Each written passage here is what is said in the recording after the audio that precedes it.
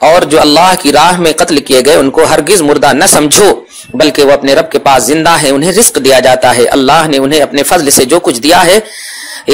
فرحین بما آتاہم اللہ من فضلہ، وہ اس پر خوش ہیں، وَيَسْتَبْشِرُونَ بِالَّذِينَ لَمْ يَلْحَقُوا بِهِم مِّن خَلْفِهِمْ، اور اپنے بعد کے مسلمانوں کے متعلق جو ان سے ابھی نہیں ملے ہیں یہ بشارت پا کر خوش ہوتے ہیں کہ ان پر بھی نہ کوئی خوف ہوگا و نہ غمگین ہوں گے، لا خوف علیہم ولا هم يحزنون۔ سورہ یونس کی آیت نمبر 62 اور 63 اور 64 دیکھیں، الا ان اولیاء اللہ لا خوف علیہم ولا هم يحزنون، اللہ سنو بے شک اللہ کے ولی وہ ہیں جن پر نہ کوئی خوف ہے نہ کوئی غم ہے،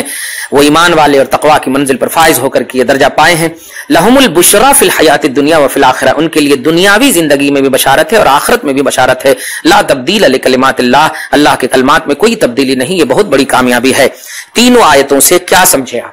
شہداء کو لا خوف علیہم ولا هم يحزنون کا تاج، اولیاء اللہ کے لیے دنیا میں بھی بشارت اور دین میں بھی بشارت۔ شہداء کے حوالے سے سورہ بقرہ میں کہنے سے منع کیا گیا کہ مردہ نہ کہو، اور سورہ آل عمران کی آیت میں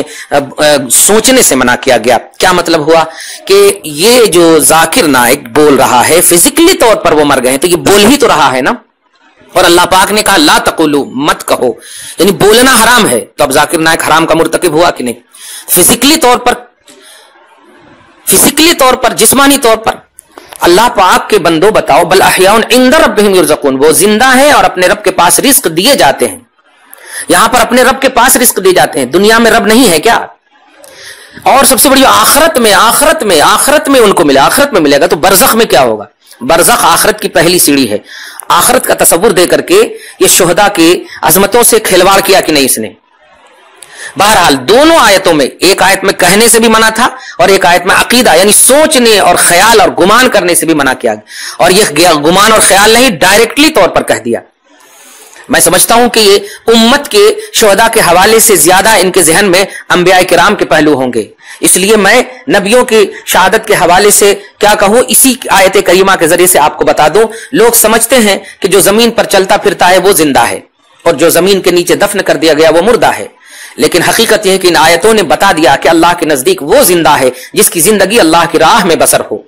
وہ زمین کے اوپر بھی ہو تب بھی زندہ، زمین کے نیچے بھی ہو تب بھی زندہ، اور جس کی زندگی کفر میں بسر ہو، لہو و لعب اور شرک و بدعت میں بسر ہو، وہ زمین کے اوپر بھی مردہ اور زمین کے نیچے بھی مردہ۔ اسی لیے اللہ پاک نے سورہ نمل کی آیت نمبر 80 میں فرمایا انک لا تسمع الموتى، کہ حبیب مکرم آپ مردوں کو نہیں سناتے۔ کافر زمین پر چلتے پھرتے تھے، ان کو مردہ فرمایا گیا، اور شہید زمین کے نیچے دفن ہو گئے لیکن ان کو زندہ فرمایا گیا۔ کیا سمجھا آپ نے؟ اللہ کی رضا، رسول پاک کی رضا کے لیے جو مسلمان اپنے آپ کو شہید کرتے ہیں، ان کے بوٹی، ان کے جسم، ان کے فزیکلی پہلو کو نہ دیکھو، ان کی عظمتوں کو دیکھو کہ اللہ پاک نے تمہیں زبان سے بھی کہہ دیا اے ڈاکٹر ہو،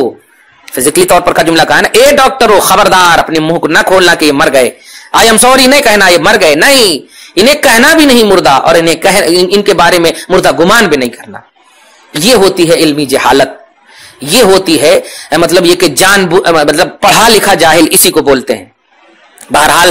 شہید قولی طور پر بھی زندہ ہے، عقیدے کے طور پر بھی زندہ ہے، مطلب ان کو زندہ کہیں گے بھی اور ان کو زندہ سمجھیں گے بھی، لیکن عقل و شعور جو احساس ہے، آنکھ کان، یہ جو عقل و شعور اور حواس جو ہیں آپ کے، اس کے ذریعے سے آپ ان کی زندگی کو سمجھیں، ان کی عظمت بہت بڑی ہے، ان کا مقام بہت بڑا ہے۔ چنانچہ علامہ قرطبی نے ایک تفسیر میں پیش کی ہے کہ نبی صلی اللہ علیہ وسلم سے روایت ہے کہ ثواب کی نیت سے اذان دینے والا اس شہید کی طرح ہے جو اپنے خون میں لتھڑا ہوا ہو، اگر وہ مر گیا تو اس کی قبر میں کیڑے نہیں پڑیں گے۔ بتائیے،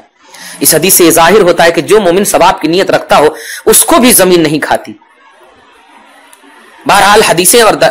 قرآن کی آیتیں بہت پیش کی جا سکتی، بس میں یہ پیس ٹی وی کے حوالے سے ایک بات کہنا چاہتا ہوں کہ اس نے فزیکلی طور پر یعنی زبان سے بھی مردہ کہا ہے اور عقیدے کے طور پر بھی مردہ کہا، آخرت میں نہیں، وہ زندہ ہیں اور اللہ پاک کے نزدیک وہ مطلب رزق دیے جاتے ہیں، اور سورہ یونس کی آیت نمبر 62 اور 63 اور 64 کے ذریعے انہیں دنیا میں بھی بشارت اور خوشخبری کا پہلو ہو، اور آخرت میں تو ہے ہی خوشخبری کا پہلو۔ لا تبدیل لکلمات اللہ، اللہ کی کلمات میں کوئی تبدیلی نہیں، لہٰذا لوگوں ہرگز شہداء کے بارے میں نہ زبان سے مردہ کا تصور رکھو اور مردہ کا جملہ بولو، اور نہ خیال اور گمان میں بھی ان کے بارے میں مردہ کا تصور کرو۔ اللہ تعالیٰ اسی عقیدے پر ہم سب کو قائم رکھے۔